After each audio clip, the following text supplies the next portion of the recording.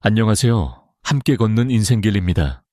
오늘의 사연은 태안에서 평생을 어부로 사신 72세 박명훈님의 사연입니다.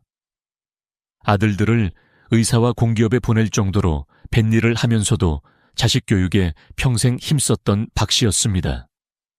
하지만 박 씨는 자신과 아내의 자랑이자 마을의 자랑이었던 아들들에게 비참하게 배신을 당하게 되었습니다. 오늘의 사연 바로 읽어드리도록 하겠습니다. 구독과 좋아요는 큰 힘이 됩니다. 오늘 사연의 주인공 72세 박명훈 씨는 충남 태안의 작은 어촌마을에서 새벽녘부터 하루를 시작합니다. 7순이 넘은 나이에도 바다를 바라보는 일과는 변함이 없습니다. 40년이 넘도록 매일 새벽이면 바다로 나갔던 습관이 몸에 배어 있기 때문입니다. 평생을 어부로 살아온 박 씨의 손은 거칠고 투박합니다. 바닷바람에 까맣게 그을린 얼굴에는 세월의 흔적이 깊게 패여 있습니다.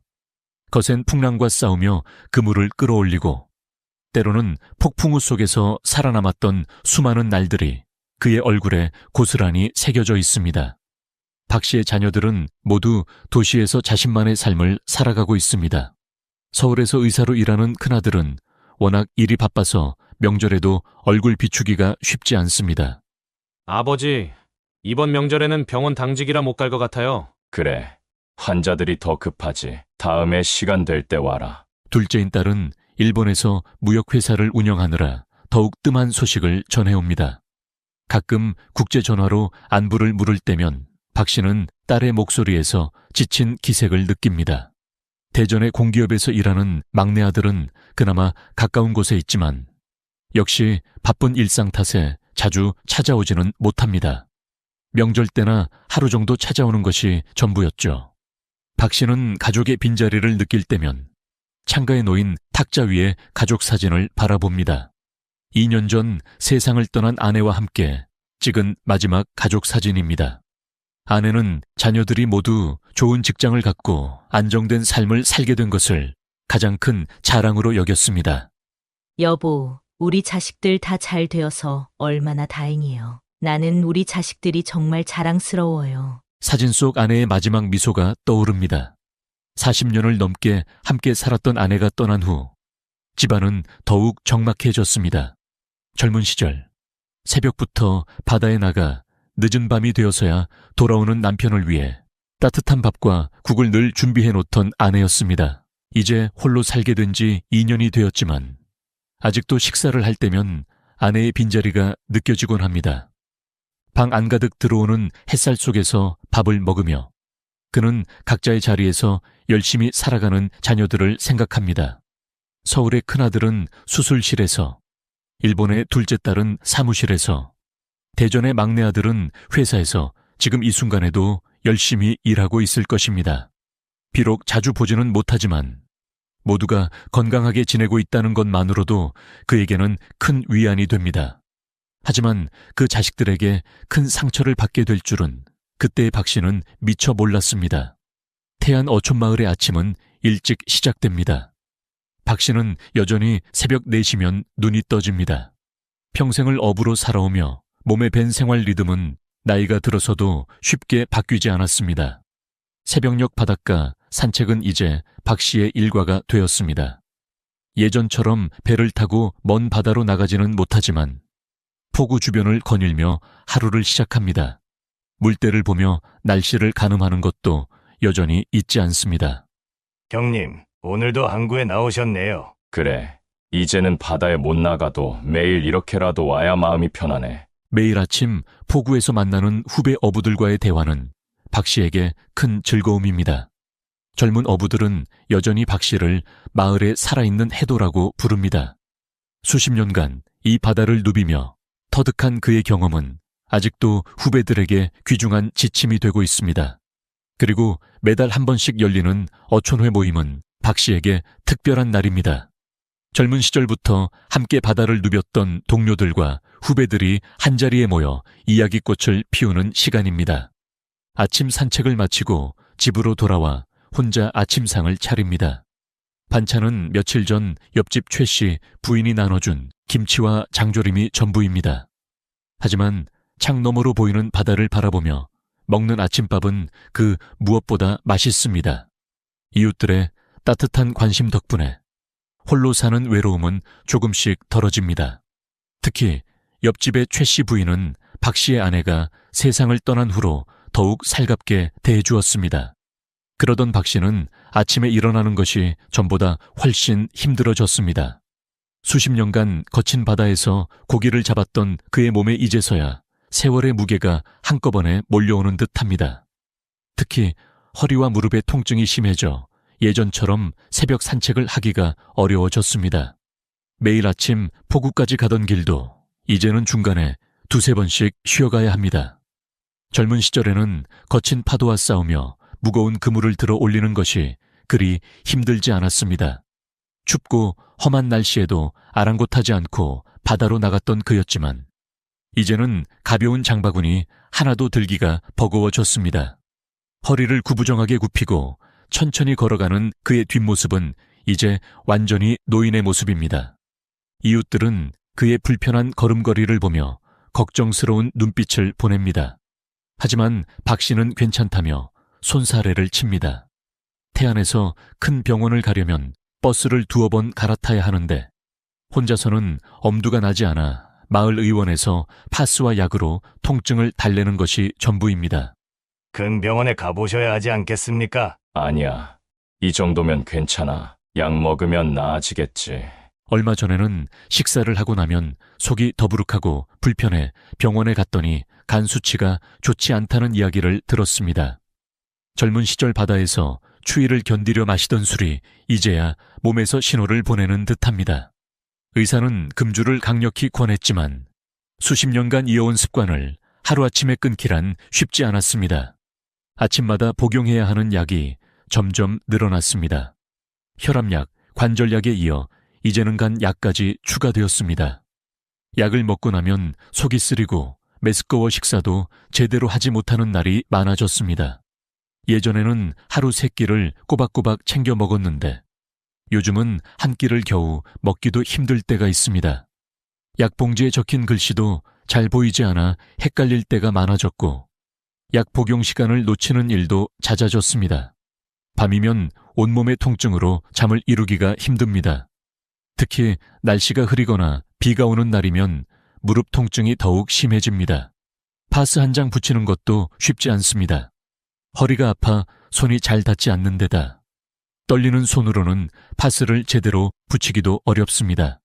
이럴 때면 문득 아내가 떠오릅니다. 아내가 살아있을 때는 이렇게 힘들지 않았습니다. 아픈 곳이 있으면 파스도 붙여주고 따뜻한 물도 끓여주곤 했습니다. 작은 마을 의원에서는 더 이상 치료가 어렵다고 합니다. 정형외과 전문의를 만나봐야 하고 정밀 검사도 필요하다고 하지만 큰 병원에 가는 것은 여전히 망설여집니다. 버스 타는 것도 힘들고 큰 병원의 복잡한 절차도 부담스럽습니다. 무엇보다 혼자서 모든 것을 해결해야 한다는 생각에 막막함이 밀려옵니다. 이제는 혼자서 생활하는 것이 점점 더 힘들어지고 있습니다. 그래도 박 씨는 자녀들에게 짐이 되고 싶지 않다는 생각에 아픔을 참아냅니다. 창밖으로 들리는 파도 소리를 들으며 내일도 여전히 혼자서 하루를 보내야 한다는 생각에 한숨이 나옵니다. 매일 밤 통증을 참으며 잠자리에 들지만 어쩌면 내일은 오늘보다 좀 더 나은 하루가 될지도 모른다는 작은 희망을 품어봅니다. 수십 년을 바다와 싸우며 살아온 그이기에 이 정도 고통쯤이야 견딜 수 있다고 스스로를 다독입니다. 하지만 홀로 지내는 시간이 길어질수록 그의 건강은 점점 더 나빠져만 갑니다. 창가에 놓인 가족 사진을 바라보며 박 씨는 문득 서울에 있는 큰아들 생각이 납니다. 의사가 된 아들은 큰 병원에서 환자들을 돌보느라 바쁜 나날을 보내고 있습니다. 전화로 안부를 전할 때면 언제나 아버지의 건강을 걱정하는 아들이지만 박 씨는 지금까지 괜찮다는 말만 되풀이해 왔습니다. 아버지, 서울에 한번 오셔서 건강검진이라도 한번 받아보세요. 저희 집에 잠깐 있으시면서 병원 다니셔도 괜찮고요. 아니다. 너 병원 일도 바쁠 텐데 무슨. 얼마 전 있었던 통화가 자꾸 머릿속을 맴돕니다. 아들의 제안을 단번에 거절했지만 요즘 들어 그 말이 자꾸 떠오릅니다. 평생을 바다와 함께 살아왔던 이곳을 떠나 도시에서 지낸다는 것은 상상도 할 수 없었지만 이제는 조금씩 마음이 흔들리기 시작합니다. 아침에 일어나 약을 챙겨 먹으려 해도 어지러워 그릇을 떨어뜨리는 일이 잦아졌습니다. 며칠 전에는 화장실에서 발을 헛디뎌 넘어질 뻔했던 일도 있었습니다. 다행히 크게 다치지는 않았지만 그때의 두려움이 아직도 생생합니다. 만약 그때 정말 크게 다쳤다면 어떻게 되었을까 하는 생각에 등골이 서늘해집니다. 큰 병원에 가서 정밀 검사를 받아보라는 의사의 말에도 박 씨는 망설이기만 했습니다. 하지만 이제는 달라져야 할 것 같습니다. 저녁이 되어 다시 찾아오는 무릎 통증에 잠을 이루지 못하고 있을 때 박 씨는 마침내 결심을 합니다. 서울 큰아들에게 전화를 걸어볼 생각입니다. 평생 살아온 바닷가, 마을을 떠난다는 것이 두렵기는 하지만 이제는 도움이 필요한 때라는 것을 인정해야 할 것 같습니다. 다음 날 아침 오랜만에 일찍 눈을 뜬 박 씨는 항구로 나갑니다. 수십 년간 매일같이 바라보던 바다를 오늘따라 유난히 오래 바라봅니다. 파도 소리를 들으며 서울에 가서 치료를 받고 다시 이곳으로 돌아올 수 있을지 생각합니다. 물론 아예 떠나는 것이 아닌 잠시 머물다 올 예정이지만 왠지 모르게 작별 인사를 하는 것 같은 기분이 듭니다. 형님, 서울 가신다면서요? 아예 떠나는 건 아니죠? 그래. 큰아들이 있는 병원 좀 다녀오려고. 얼마나 있을지는 모르겠네. 좀 나아지면 다시 돌아와야지. 오랫동안 알고 지낸 후배 어부와 마을 사람들은 모두 박 씨의 건강을 걱정하며 서울행을 방입니다. 평생을 이 마을에서 산 박 씨이기에 떠난다는 말에 서운해하면서도 한편으로는 안도하는 기색이 역력합니다. 집으로 돌아와 서울에 있는 아들에게 전화를 겁니다. 성철이냐? 병원에 가보려고 하는데 잠깐 너희 집에 머물러도 되겠어? 그래요, 아버지. 잘 생각하셨어요. 건강검진 한번 받으시고 하세요. 제가 예약해 놓을게요. 이번 주는 시간이 안 되고 다음 주에 태안으로 제가 모시러 갈게요. 떨리는 목소리로 서울에 가고 싶다는 말을 꺼내자 다음 주에 직접 내려와서 모시고 가겠다는 아들의 말에 박 씨는 눈시울이 붉어집니다. 이제 짐을 꾸려야 합니다. 오래된 서랍을 정리하다 보니 아내와 찍은 옛날 사진들이 나옵니다. 젊은 시절 아내와 함께 찍은 사진을 보며 문득 서울에서의 생활이 궁금해집니다. 평생 어부로 살아온 자신이 번화한 도시에서 잘 지낼 수 있을지 걱정도 되지만 한편으로는 오랜만에 자녀들과 함께할 시간을 기대하는 마음도 듭니다. 저녁이 되어 창밖으로 들려오는 파도 소리를 들으며 박 씨는 서울에서의 생활을 그려봅니다. 큰아들이 일하는 병원에서 제대로 된 치료도 받고 오랜만에 자녀들의 얼굴도 자주 볼 수 있을 것입니다. 비록 잠시일지라도 이제는 혼자가 아닌 가족들과 함께하는 시간을 보낼 수 있다는 생각에 작은 위안을 느낍니다. 서울행을 결심하기까지 많은 시간이 걸렸지만 이제는 그 결정이 옳았다는 확신이 듭니다. 하지만 다음 주가 돼도 큰아들은 오지 않았습니다. 언제쯤 오냐는 박 씨의 말에 일이 바빠서 태안까지 갈 시간이 없다는 말뿐이었습니다. 아버지, 제가 태안까지 왔다 갔다 할 시간이 없어요. 아무래도 그냥 버스 타고 오셔야 할 것 같아요. 알았다. 바쁘면 어쩔 수 없지. 그럼 내일이나 버스 타고 연락하마. 바쁘니 알아서 오라는 아들의 말에 섭섭하기도 했지만 워낙 병원 일이 바쁘니 이해가 안 되는 건 아니었습니다. 박 씨는 그렇게 가방 하나의 옷까지 몇 개만을 챙겨서 서울행 버스에 오르게 되었습니다. 서울에 도착한 첫날, 박 씨는 낯선 도시의 공기에 긴장감을 느꼈습니다. 수십 년간 매일 아침 맞던 짭조름한 바닷바람 대신 매캐한 도시의 공기가 코끝을 스칩니다. 첫째 아들이 사는 곳을 찾아가는 길은 생각보다 훨씬 복잡했습니다. 터미널에 마중 나오겠다는 아들은 이번에도 바쁘다며 택시를 타고 올 것을 요구했습니다. 아버지, 제가 지금 연장 근무 중이라서 마중 못 나가요. 혹시 몰라서 아내한테 말은 해놨는데 아내도 출장 갔나 봐요. 그냥 택시 타시고 기사님한테 전화 바꿔주시면 제가 주소랑 설명해 드릴게요. 전화 너머로 들리는 아들의 목소리에는 어쩐지 귀찮음이 묻어 있었습니다. 근무 시간이 길어진다며 직접 마중 나오지 못한다는 이야기를 건성으로 전합니다. 하지만 평생 어촌에서 자란 박 씨로서는 서울에서 택시를 타는 것도 버거운 일이었습니다. 사람들에게 길을 물어서 택시를 타는 곳에 도착하고 나서도 한참을 기다려서야 택시를 탈 수 있었습니다. 하지만 문제는 이때부터였습니다.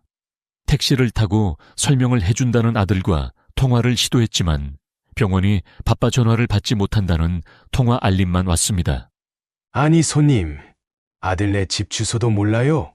한 번도 안 가보셨어요? 예전에 가보긴 했는데 정확한 주소는 몰라서 그래요. 그럼 일단 신촌역 쪽으로 가주세요. 길을 보면 내가 기억이 날 수도 있으니. 예전에 아들이 신혼집을 구할 때 이사를 도와주러 갔던 기억이 있었습니다. 여전히 아들은 전화를 받지 않았기에 박 씨는 그때의 기억에 의존해서 아들의 집을 찾아가야 했습니다.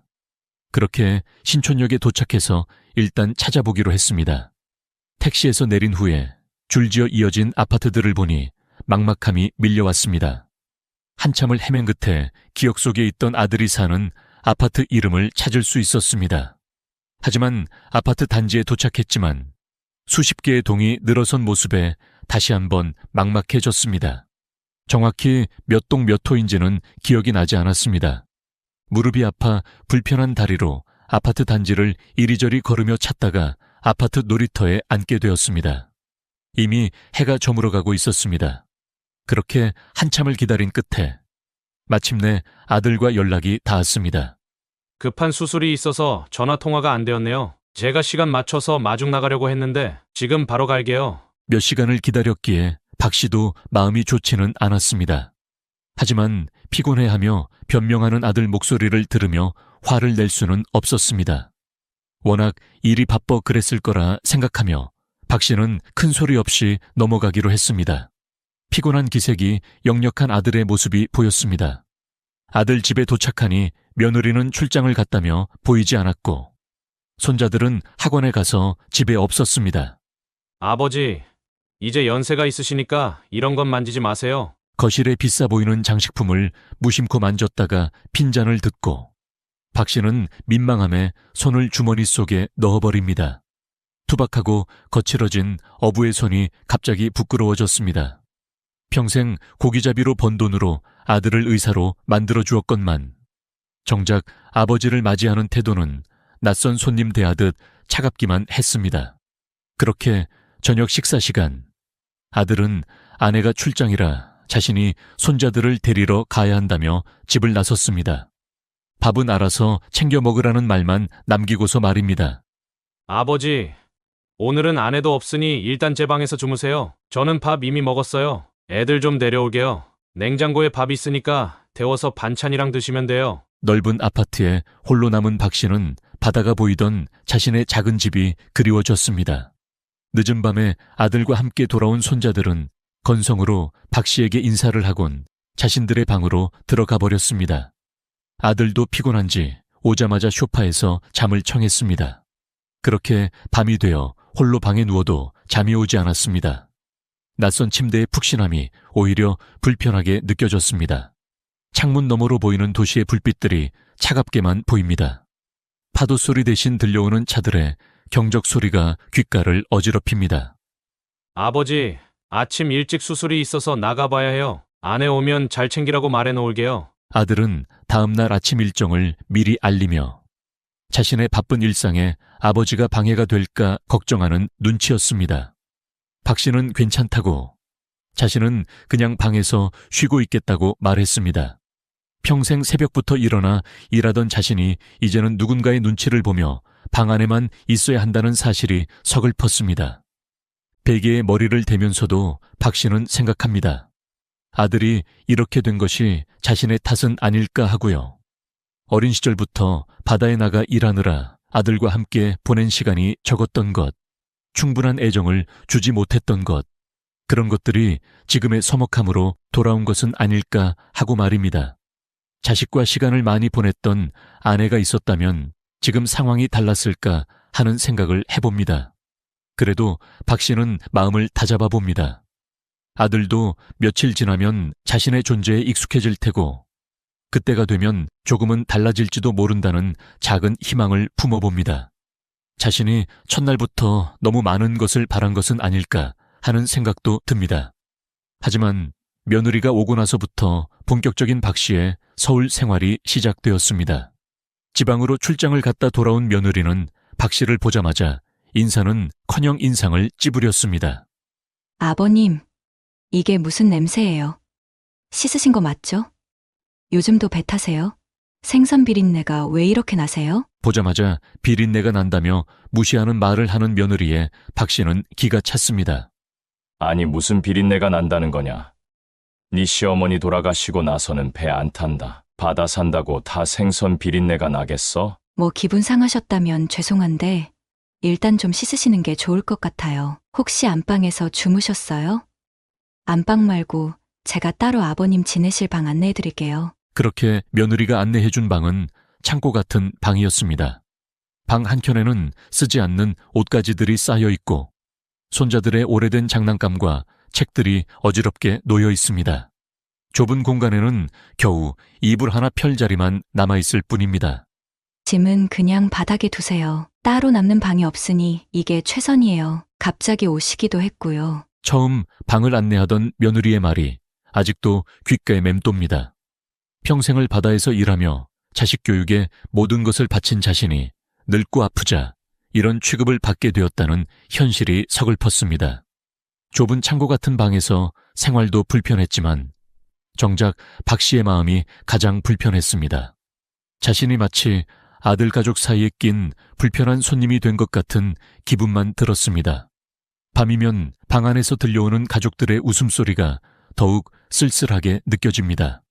창고 같은 방에 홀로 누워 박 씨는 태안에서의 생활을 그리워합니다. 비록 혼자였지만 그곳에서는 적어도 자유로웠습니다. 여보, 우리 아들이 이렇게 변할 줄 누가 알았겠소. 문득 하늘나라로 떠난 아내가 생각납니다. 아내가 살아있었다면 이렇게 차갑게 대하지는 않았을 텐데 하는 생각에 눈시울이 붉어집니다. 항상 바쁘다는 핑계로 대화를 피하는 아들의 모습에서 박 씨는 자신이 이곳에서 얼마나 불편한 존재인지를 실감합니다. 아들이 의사가 된 것이 자랑스러웠던 마음은 어느새 서운함으로 바뀌어갑니다. 그래도 병원에서 가까운 아파트였기에 아들 도움 없이도 박 씨 스스로 병원까지 찾아갈 수 있다는 점이 다행이었습니다. 그래도 아들이 미리 병원 예약을 해놓았기에 진료를 볼 수 있었지만 정작 병원에서 바쁜 아들을 볼 수는 없었습니다. 박 씨는 자신은 병원 치료를 위해 온 것이니 가족 같은 생활보다는 건강을 먼저 생각하며 삭막한 서울 생활을 견뎌갔습니다. 그렇게 첫째 집에서의 불편한 생활이 2주째 이어지던 어느 날 결정적인 일이 일어났습니다. 며느리의 친정어머니가 장기간 머물게 되었다는 이야기였습니다.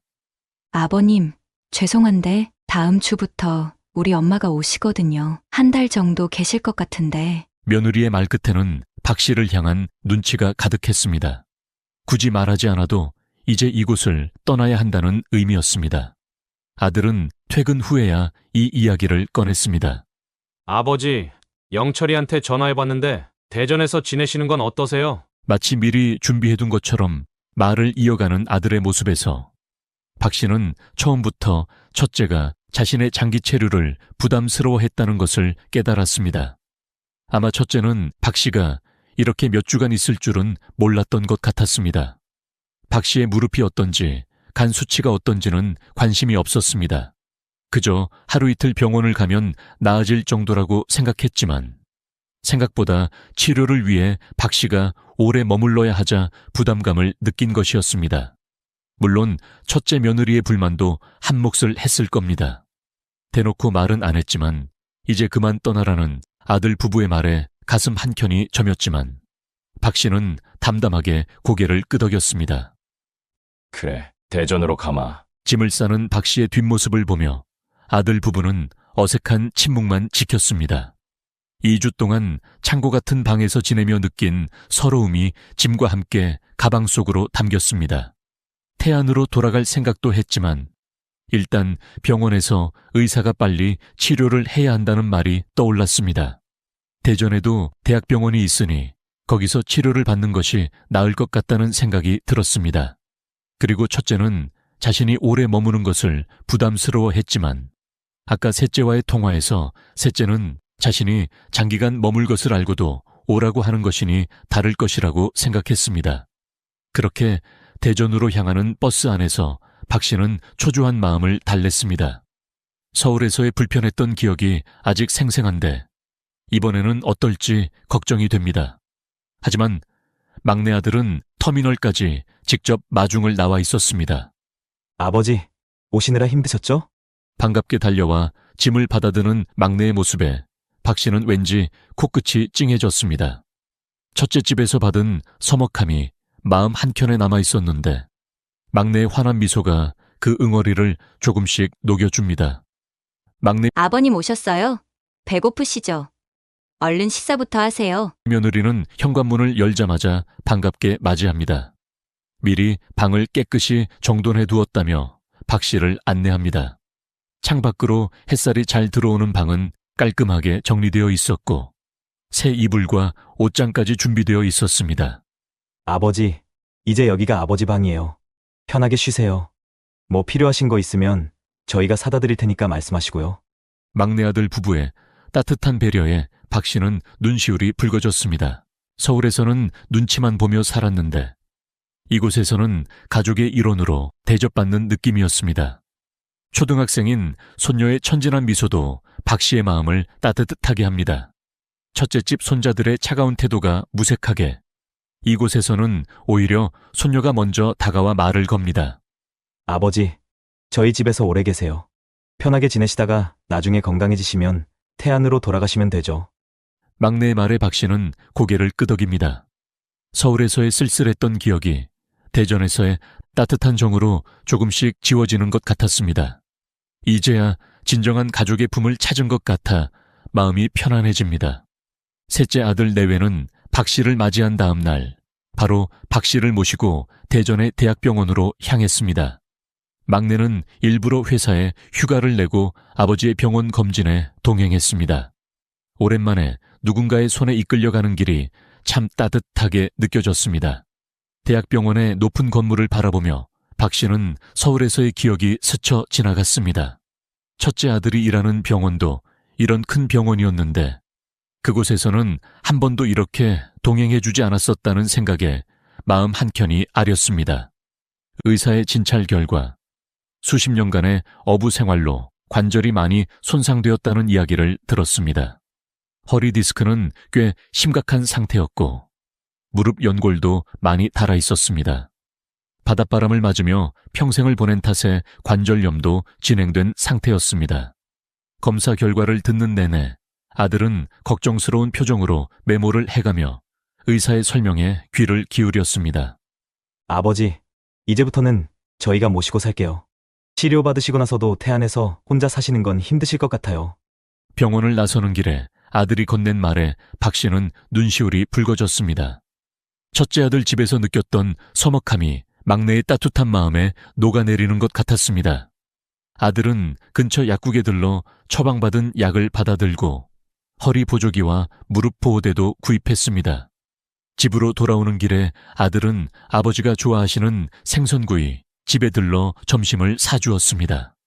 오랜만에 먹는 따뜻한 생선구이에 박 씨는 입맛이 돌았습니다. 아들은 반찬을 하나하나 골라 아버지 앞에 놓아주었습니다. 막내 며느리의 세심한 배려는 집에서도 계속되었습니다. 식사 때마다 반찬을 골고루 챙겨주고 약 복용 시간도 꼼꼼하게 체크해 주었습니다. 아침이면 따뜻한 미역국을 끓여주고 저녁이면 허리 마사지도 해주었습니다. 손잡이가 큰 수저와 컵을 따로 준비해두고 방바닥에는 미끄럽지 않은 매트도 깔아주었습니다. 방 안에는 큰 창이 나 있어 햇살이 가득 들어왔고 창 밖으로는 작은 공원이 보였습니다. 매일 아침 일어나 창밖을 바라보는 것이 박 씨의 일과가 되었습니다. 비록 바다는 아니었지만 푸른 나무들과 아이들이 뛰어노는 모습을 보는 것도 나쁘지 않았습니다. 식사 시간이면 온 가족이 둘러앉아 이야기꽃을 피웁니다. 며느리는 항상 박 씨의 건강을 걱정하며 반찬을 챙겨주고, 막내 아들은 퇴근길에 아버지가 좋아하는 생선회도 종종 사옵니다. 이렇게 행복한 시간이 이어질수록 박 씨의 표정에는 점점 생기가 돌았습니다.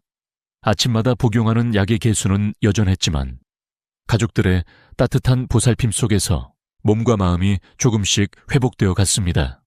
특히 규칙적인 운동과 식사, 그리고 정기적인 병원 치료 덕분에 허리와 무릎 통증도 조금씩 나아지는 것이 느껴졌습니다. 막내 아들 내외의 진심 어린 관심과 사랑은 박 씨에게 새로운 희망이 되었습니다. 비록 고향 바다는 멀어졌지만 이곳에서 찾은 새로운 일상은 그 어느 때보다 따뜻했습니다. 무엇보다 가족들과 함께하는 일상이 즐거워지면서 마음의 안정을 찾아갔고, 그것이 건강 회복에도 도움이 되었습니다. 하지만 이런 행복한 나날이 오래 지속되지는 않았습니다. 화창한 봄날이었습니다.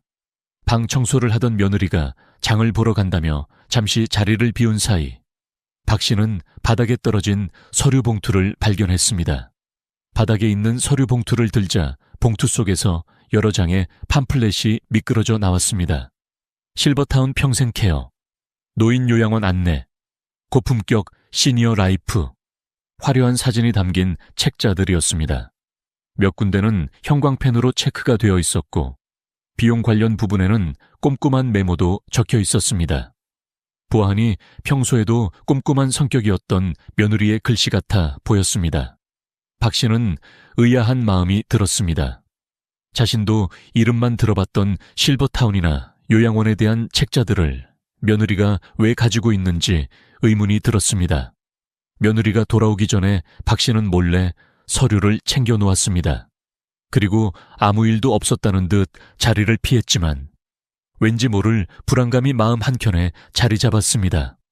며느리가 책자를 찾는 듯해 보였지만 설마 박 씨가 가져갔으리라고는 생각하지 못하는 눈치였습니다. 그날 이후로 박 씨의 눈에 아들 내외의 행동이 조금씩 눈에 들어왔습니다. 병원에 다녀온 후 아들이 의사와 따로 이야기를 나누는 모습, 며느리가 몰래 통화하는 내용, 갑자기 찾아오는 낯선 방문객들. 하지만 박 씨는 자신의 의심이 지나친 것이라 생각했습니다. 그토록 따뜻하게 자신을 돌봐주던 아들 내외가 다른 속셈이 있을 거라고는 상상도 하기 싫었습니다. 그로부터 며칠 후, 늦은 밤이었습니다. 화장실에 가기 위해 방을 나선 박 씨는 거실에서 들려오는 낮은 목소리에 걸음을 멈췄습니다. 아들이 며느리와 대화를 하는 소리였습니다. 요양원 자료는 다 찾아봤어요. 아주버님이 추천해준 곳도 있고 아버님만 동의하시면 바로 수속할 수 있게 준비해뒀어요. 그럼 태안 집이랑 땅은 내가 알아볼게. 집이 작고 낡아서 파는 것보다는 허물고 새로 펜션 같은 거 지어서 파는 편이 괜찮을 것 같아. 차가운 달빛이 거실 창을 비추는 가운데 아들의 목소리는 계속 이어졌습니다. 변호사님도 만나봤는데 아버지를 요양원에 모시면 재산 처분이 수월하다고 하더라고. 일단 건강검진 기록이랑 진단서는 내가 아버지랑 같이 병원 가서 의사한테 물어볼게. 팜플렛의 의미가 이제야 명확해졌습니다. 병원에 데려가고 건강을 걱정하는 척하던 모든 행동이 요양원 입소를 위한 준비였던 것입니다. 자신을 요양원으로 보내고 태안의 재산을 처분하려 했다는 사실에 온몸에서 힘이 빠졌습니다.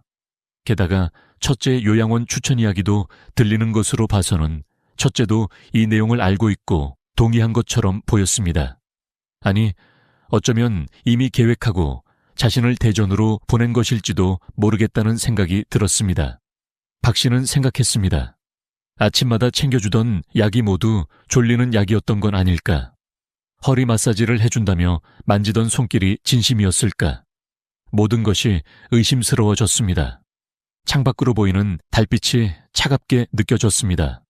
지금까지 아들 내외가 보여준 친절과 배려가 모두 거짓이었다는 것을 알게 된 순간 박 씨의 마음은 싸늘하게 식어갔습니다. 그 모든 것이 연극이었다고 생각하니 눈앞이 캄캄해졌습니다. 방 안에 홀로 앉아 있으니 지난 시간들이 주마등처럼 스쳐 지나갔습니다. 태안에서의 마지막 날, 서울 첫째 집에서의 서러움, 그리고 이곳에서 보낸 달콤했던 시간들. 평생을 바다와 싸우며 모은 재산이 아들 눈에는 그저 돈으로만 보였던 것입니다. 첫째 집에서 느낀 서러움도 컸지만 진심으로 믿었던 막내 아들의 배신은 더 큰 상처로 다가왔습니다. 잠들지 못한 채 창밖을 바라보며 박 씨는 깊은 생각에 잠겼습니다. 수십 년간 거친 바다를 상대하며 살아왔지만 이렇게 마음이 아팠던 적은 없었습니다. 자식들을 위해 평생을 바쳤던 자신의 삶이 무색하게 느껴졌습니다. 이제 자신이 할 수 있는 일이 무엇인지, 앞으로 어떻게 해야 할지 고민이 깊어졌습니다. 차라리 태안에서 혼자 살았던 때가 더 행복했다는 생각이 듭니다. 거친 바닷바람이 그리워지고 폭우의 소란스러운 소리가 그리워졌습니다. 이곳의 편안한 생활이 결국은 자신을 가두기 위한 덫이었다는 것을 깨달은 지금, 박 씨는 태안으로 돌아갈 결심을 굳혔습니다. 그래도 대전에서의 몇 개월 기간 동안 박 씨의 건강은 눈에 띄게 좋아져 있었습니다. 규칙적인 병원 치료와 운동 덕분에 허리 통증은 많이 나아졌고 무릎도 한결 가벼워졌습니다. 이제는 지팡이 없이도 어느 정도 걸을 수 있게 되었습니다. 자식들의 숨겨진 의도를 알고 나니 이 건강 회복조차도 아이러니하게 느껴졌습니다. 요양원으로 보내기 위해 잘해주려고 치료해준 것이었을 텐데 오히려 그 덕분에 홀로 설 수 있는 힘을 되찾은 것이었습니다. 처음에는 분했습니다. 아들과 마주 앉아 따져 묻고 싶었고 한바탕 크게 다투고 싶은 마음도 있었습니다. 하지만 며칠을 고민한 끝에 조용히 떠나기로 마음먹었습니다. 그동안 병원도 데려다주고 약도 챙겨주고 밥도 해준 것은 사실이었으니까요. 배신과 상처는 가슴속에 묻어두고 아들과 거리를 두고 살아가기로 결심했습니다. 아침 식사 시간, 박 씨는 담담하게 말을 꺼냈습니다. 나 이제 태안으로 돌아갈란다. 순간 아들 내외의 얼굴이 굳어졌습니다. 네. 아버지, 그게 갑자기 무슨 소리세요? 건강도 많이 좋아졌고 이제 혼자서도 잘 살 수 있을 것 같구나. 예상치 못한 선언이었을 것입니다. 식탁에는 무거운 정적이 내려앉았습니다. 아들은 무슨 말을 해야 할지 몰라 당황한 기색이 역력했습니다. 며느리는 밥숟가락만 빙빙 돌렸습니다. 그들의 계획이 무산되는 순간이었습니다. 짐을 꾸리는 데는 오래 걸리지 않았습니다. 애초에 가져온 것이 많지 않았고 이곳에서 산 것들은 대부분 두고 가기로 했습니다. 낡은 가방 하나면 충분했습니다. 옷까지 몇 벌과 약봉지만 챙겼습니다. 터미널로 향하는 차 안에서 아들은 몇 번이고 만류의 말을 건넸습니다. 하지만 박 씨의 결심은 확고했습니다. 봄볕 아래 서 있는 터미널은 활기가 넘쳤습니다. 태안행 버스를 기다리며 박 씨는 마음속으로 작은 미소를 지었습니다. 아버지, 정말 혼자 지내실 수 있으시겠어요? 저희가 잘 보살펴 드린다니까요. 걱정 마라. 내가 평생 바다에서 살았는데 이제 와서 뭐가 두렵겠냐. 버스에 오르며 박 씨는 뒤돌아보지 않았습니다. 아들이 불러 쓰는 소리도 들리지 않는 척했습니다. 창밖으로 스쳐 지나가는 풍경을 보며 박 씨는 깊은 숨을 내쉬었습니다. 서러움도 있었지만 이상하게도 마음이 가벼웠습니다.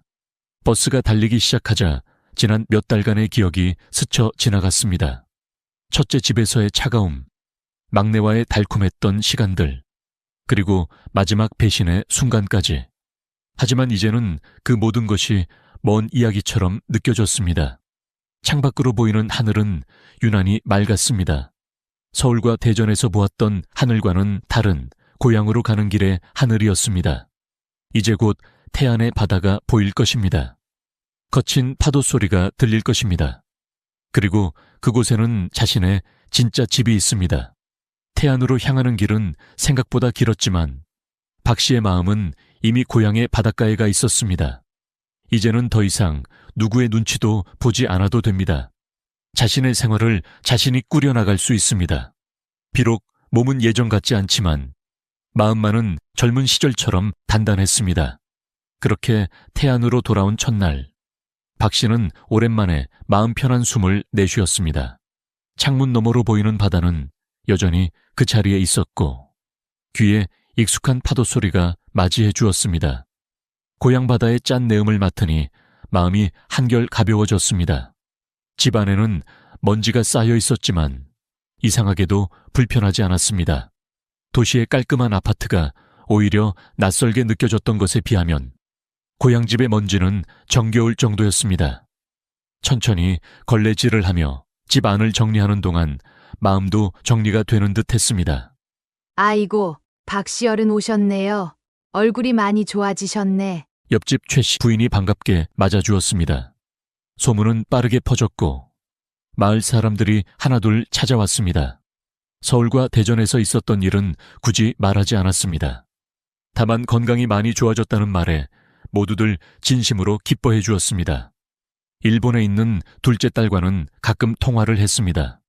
딸은 아버지의 귀향 소식을 듣고 걱정스러워했지만 박 씨는 오히려 딸을 안심시켰습니다. 아버지, 정말 괜찮으세요? 건강도 안 좋으시다면서 혼자 괜찮으시겠어요? 내가 언제 혼자 못 살았나. 너는 사업 잘 되는지나 신경 써라. 대전에서 받은 치료 덕분에 건강은 많이 좋아진 상태였습니다. 태안에 와서도 매일 아침 산책을 하고 규칙적으로 약을 먹었습니다. 동네 의원에서도 정기적으로 검진을 받았습니다. 이제는 스스로 건강을 챙기는 법을 알게 되었습니다. 이웃들의 도움도 컸습니다. 최 씨 부인은 가끔 반찬을 나눠주었고 옆집 김 씨는 병원에 갈 때면 차로 태워다 주겠다고 했습니다. 하지만 박 씨는 되도록 혼자 해결하려 했습니다. 도움은 감사히 받되 지나치게 의존하지 않으려 했습니다. 혼자서 밥을 하고 빨래를 하는 일상이 처음에는 서툴렀지만 점차 익숙해져 갔습니다. 반찬을 만들어 냉장고에 넣어두는 법도 배웠고 장보기도 요령이 생겼습니다. 투박하지만 자신만의 방식으로 일상을 꾸려나갔습니다. 저녁이면 방 안에 앉아 바다를 바라보았습니다. 서울과 대전에서 보았던 화려한 도시의 불빛은 없었지만 달빛 아래 반짝이는 바다가 더 없이 아름다웠습니다. 때로는 외롭고 힘들 때도 있었지만 이것이 자신의 삶이라는 생각에 마음이 편했습니다. 이제는 첫째와 셋째의 연락을 받지 않습니다. 가끔 문자가 오기는 하지만 답장하지 않습니다. 계절이 바뀌어가며 박 씨의 생활은 더욱 단단해져 갔습니다. 혼자라서 외롭고 몸이 불편해서 힘들 때도 있었지만 이것이 진정한 자신의 삶이라는 생각에 후회는 없었습니다. 하지만 평화로웠던 태안에서의 생활도 셋째의 끈질긴 연락으로 흔들리기 시작했습니다. 처음에는 문자로, 나중에는 전화로, 결국에는 직접 찾아오겠다는 협박성 연락까지 이어졌습니다. 아버지 왜 연락을 안 받으세요? 음성 확인하는 대로 연락 주세요. 아니면 그냥 제가 이번 주에 태안으로 갈 테니까 그렇게 아세요. 고향에서조차 평안히 지내지 못하게 하는 자식들이 야속했습니다. 결국 박 씨는 마지막 결심을 하게 됩니다. 수십 년간 살아온 태안을 떠나 더 멀리 이사를 가기로 한 것입니다. 그렇게 부동산의 집과 땅을 내놓은 지 얼마 되지 않아 첫째와 셋째가 급하게 찾아왔습니다. 땅을 처분한다는 소식에 발병이라도 난 듯 허둥지둥 달려온 것입니다. 아버지 왜 이러시는 거예요? 집이랑 땅을 왜 내놓으셨어요? 그거 가지고 있다가 여기 펜션이나 그런 거 지으면 잘 될 것 같아서 생각 중이었는데. 거실에 앉은 두 아들의 모습이 뻔뻔해 보였습니다. 자신의 아플 때는 시간이 없다며 코빼기도 안 비추던 아들들이 재산 처분한다는 소식에 불이 나게 달려온 것이 정말 뻔뻔해 보였습니다. 박 씨는 천천히 자리에서 일어나 장롱을 열었습니다. 그리고 챙겨둔 요양원 팜플렛들을 꺼냈습니다.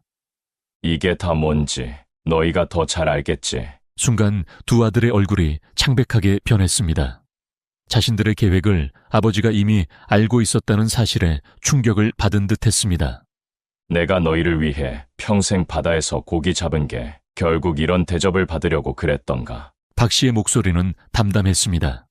노여움보다는 체념이, 분노보다는 실망이 깔린 목소리였습니다. 얼마 안 남은 삶 그냥 묻어두고 가려고 했어. 그런데 여기까지 와서 집이니 재산이니 떠들어대는 걸 보니 더 이상은 봐줄 수가 없구나. 아버지 그런 게 아니에요. 오해가 있으신 거예요. 저희가 아버지를 강제로 요양원에 보내려고 했겠어요? 그냥 아버지 건강을 위해서 알아본 거예요. 정말이에요. 이제 와서 무슨 말을 해도 소용없다. 난 너희와 더 이상 부자 관계를 이어갈 생각이 없다. 나가거라. 둘 다. 마지막 말을 남기고 박 씨는 방으로 들어가 버렸습니다. 뒤에서 들리는 아들들의 애원하는 소리도 무시했습니다. 창밖으로 보이는 바다는 여전히 변함없이 푸르렀습니다. 그날 이후 박 씨는 두 아들의 전화번호를 완전히 차단했습니다.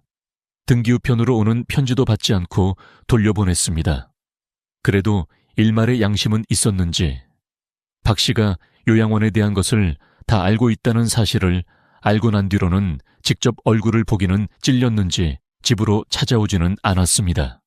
박 씨로서는 다행인 일이었지만 그래도 계속 여기 살기는 어렵다는 생각이 들었습니다. 이제 그에게는 일본에 있는 딸만이 유일한 자식이었습니다. 아버지, 오빠랑 영철이가 그랬다고요. 아버지 괜찮으세요? 일본에서 온 딸의 걱정스러운 목소리에 박 씨는 오히려 웃으며 대답했습니다. 걱정하지 마라. 재산에 눈이 멀어 부모를 속이려 했으니 이제라도 돈보다 중요한 게 뭔지 깨달았으면 좋겠구나. 며칠 뒤 박 씨는 조용히 짐을 쌌습니다. 평생을 살아온 태안을 떠나 새로운 곳으로 가기로 한 것입니다. 이제는 자식들조차 찾지 못할 곳으로 떠나 진정한 의미의 홀로 서기를 시작하려 합니다. 바다를 바라보며 박 씨는 마지막 인사를 했습니다. 수십 년을 함께한 이 바다에도 작별을 고해야 할 때가 온 것입니다. 하지만 이번에는 두렵지 않았습니다. 이미 자식들과의 관계에서 가장 큰 상처를 받은 후였기에 새로운 곳에서의 시작이 오히려 설렜습니다. 박 씨는 부동산 중개소 앞에 서서 잠시 망설였지만 이내 굳은 발걸음을 내디뎠습니다. 수십 년간 고기잡이로 모은 재산을 정리할 시간이었습니다. 태안의 집과 땅을 처분하고 천안의 작은 아파트를 알아보는 동안 박 씨의 마음은 차분히 가라앉아 갔습니다. 처음에는 자식들이 찾지 못할 만큼 멀리 가고 싶었지만 너무 낯선 곳보다는 적당히 가까우면서 병원도 있는 천안이 마음에 들었습니다. 은행에서 박 씨는 정리된 재산을 두 개의 통장으로 나누었습니다. 하나는 자신의 노후를 위한 것이었고 다른 하나는 일본에서 묵묵히 자신의 삶을 살아가는 딸을 위한 것이었습니다. 아버지, 저는 그런 거 필요 없어요. 그냥 아버지 쓰세요. 너는 아들들처럼 아버지를 속이지 않았잖니. 그냥 내 마음 편하려고 하는 거니 신경 쓰지 마라. 전화 너머로 만류하는 딸의 목소리에 박 씨는 담담히 대답했습니다. 욕심 없이 자신의 길을 가는 딸이 자랑스러웠습니다. 재산 정리를 마치고 돌아오는 길, 박 씨는 바닷가에 잠시 들렀습니다. 하늘과 맞닿은 수평선을 바라보며 깊은 숨을 내쉬었습니다. 이제 더 이상 욕심내지 않기로 했습니다. 자신에게 필요한 만큼만 남기고 나머지는 딸의 몫으로 떼어두었습니다. 재산을 노리고 아버지를 요양원으로 보내려 했던 자식들에게는 더 이상 줄 것이 없었습니다. 이것이 그가 내린 마지막 결정이었습니다. 이제 모든 준비가 끝났습니다. 새로운 도시에서의 시작이 두렵지는 않았습니다. 오히려 홀가분한 마음이 들었습니다. 창밖으로 들리는 파도 소리를 들으며 박 씨는 내일이면 떠나야 할 이 집을 천천히 둘러보았습니다. 이제는 재산도 자식도 고향도 모두 내려놓을 때가 되었습니다. 하지만 그의 발걸음은 어느 때보다 가벼웠습니다. 진정한 홀로서기를 위한 첫걸음을 내딛는 순간이었기 때문입니다. 그렇게 구한 천안의 아파트는 태안의 집보다도 작았지만 박 씨에게는 더없이 편안한 보금자리가 되었습니다. 혼자 사는데 큰 집이 필요하진 않았습니다. 창문 너머로 바다 대신 도시가 보이고 파도 소리 대신 사람들의 말소리가 들리는 것도 이제는 익숙해졌습니다. 매일 아침 일찍 일어나 동네 뒷산 산책로를 걷는 것이 일과가 되었습니다. 애초에 병원 근처로 아파트를 구했기 때문에 병원을 다니기에는 참 편했습니다. 대전에서 이미 많이 치료를 한 상태였기 때문에 걸음이 한결 가벼워졌고 꾸준한 운동으로 건강도 더욱 좋아졌습니다. 병원에는 가끔만 가면 되어서 큰 부담도 없었습니다.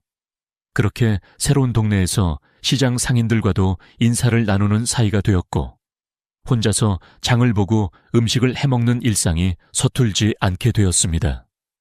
아버지, 요즘은 건강은 어떠세요? 잘 지낸다. 걱정하지 마라. 일본에 있는 딸과는 일주일에 2번씩 영상통화를 했습니다. 문화센터에서 배운 스마트폰 기술로 딸의 얼굴을 보며 이야기를 나누는 재미에 푹 빠졌습니다.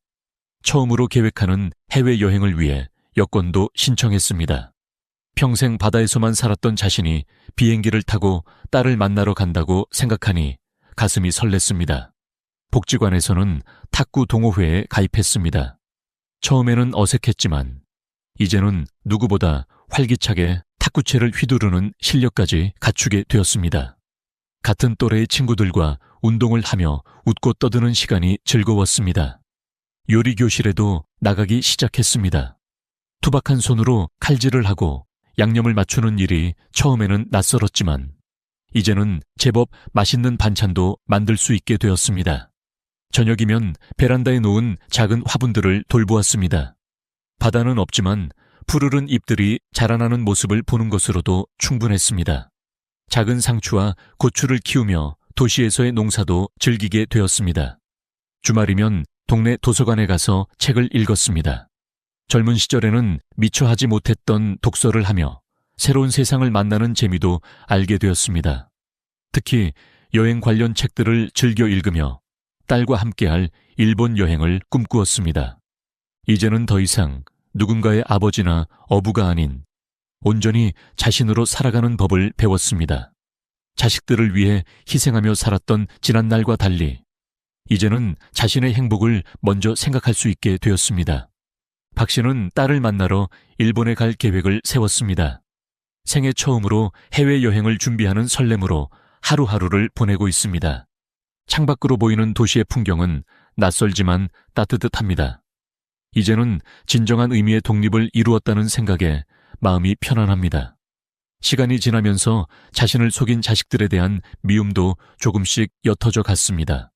그저 그들의 삶이 자신과는 다른 길이었음을 담담하게 받아들이게 되었습니다. 매일 밤 일기를 쓰며 하루를 정리하는 것이 습관이 되었습니다. 작은 글씨로 채워지는 일기장에는 새로운 삶의 이야기가 조금씩 쌓여가고 있습니다.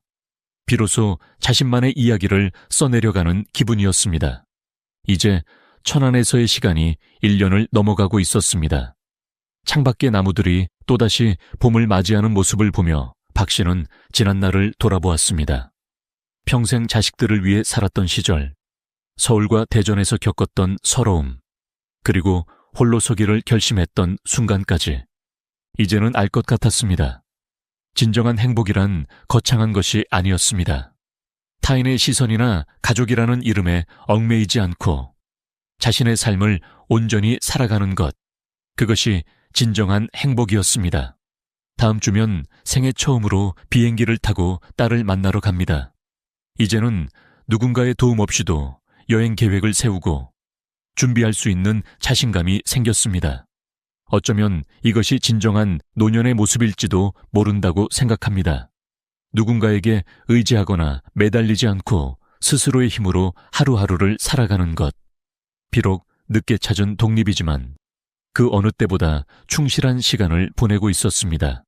더 이상 누군가의 아버지가 아닌 한 사람으로서의 이야기를 써내려갑니다. 때로는 서툴고 부족하지만 그것이 바로 자신의 진짜 모습임을 받아들였습니다. 이제 박 씨는 압니다. 진정한 홀로서기란 단순히 혼자 사는 것이 아니라 자신의 삶을 스스로 결정하고 책임지는 것임을, 그리고 그 속에서 찾은 작은 행복들이 얼마나 소중한지를, 창밖으로 보이는 봄날의 햇살처럼 박 씨의 마음도 따뜻하게 물들어갑니다. 이렇게 오늘 사연이 마무리됩니다. 사연을 들으시고 하고 싶은 말씀을 댓글을 통해 이야기해 주시면 사연자분들께 많은 위로와 감동이 될 테니 많은 참여 부탁드립니다. 그럼 오늘 사연 재미있게 들으셨다면 구독과 좋아요, 그리고 알림 설정까지 부탁드리겠습니다. 더 재밌고 감동적인 사연으로 찾아뵙도록 하겠습니다.